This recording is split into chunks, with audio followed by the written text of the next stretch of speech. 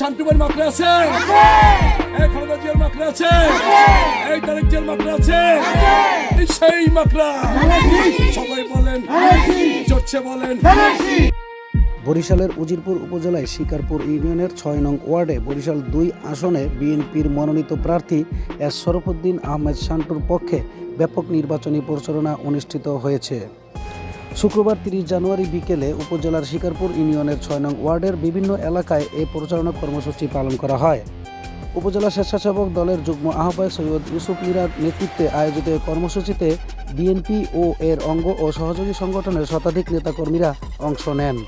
এ সময় উপস্থিত ছিলেন উপজেলা যুবদলের ত্রাণ বিষয়ক সম্পাদক শাহিন শরীফ, শিকারপুর ইউনিয়ন স্বেচ্ছাসেবক দলের আহ্বায়ক জাহিদুল ইসলাম, ইউনিয়ন ছাত্র দলের সহসভাপতি আমিনুল ইসলাম খান, সাধারণ সম্পাদক সৈয়দ মোহাম্মদ সোহেল, শিকারপুর ইউনিয়নের ৬ নং ওয়ার্ড বিএনপির সাধারণ সম্পাদক মহিউদ্দিন খান, সাংগঠনিক সম্পাদক নূরে আলম হাওলাদার এবং নির্বাচনী সদস্য সচিব কালাম হাওলাদার। প্রচারণাকালে নেতাকর্মীরা ধানের শীষ প্রতীকের পক্ষে সাধারণ ভোটারদের সঙ্গে মতবিনিময় করেন এবং আসন্ন নির্বাচনে বিএনপির প্রার্থী এস শরফুদ্দীন আহমেদ শান্টুকে বিজয়ী করার আহ্বান জানান।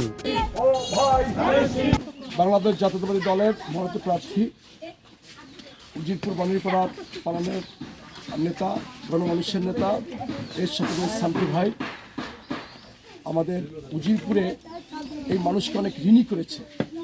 আমরা সেই ঋণটাকে শোধ করতে চাই।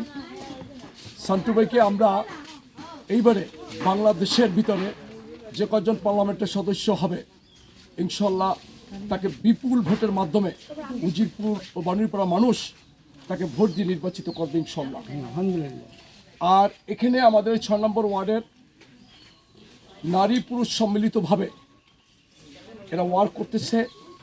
প্রতিটা মানুষের কাছে কাছে, ঘরে ঘরে, ভোটারদের কাছে তারা পুছে গেছে।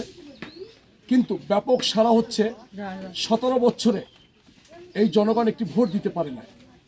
তারা ভোটের জন্য এখন ১২ তারিখে যে উৎসাহ উজ্জীবনা তারা তাদের ভিতরে, ভোটার ভিতরে যে এত আগ্রহ প্রকাশ আমরা দেখতেছি, তাতে ইনশাল্লাহ ১২ তারিখে এই আমাদের ৯টা ইউনিয়ন, একটা পৌরসভা, বাণীপাড়া ৮টা ইউনিয়ন, একটা পৌরসভা, আমার মনে হয় সব ইউনিয়নে বিএনপির প্রার্থী ফার্স্ট হবে ইনশাল্লাহ, ফার্স্ট হবে ইনশাল্লাহ।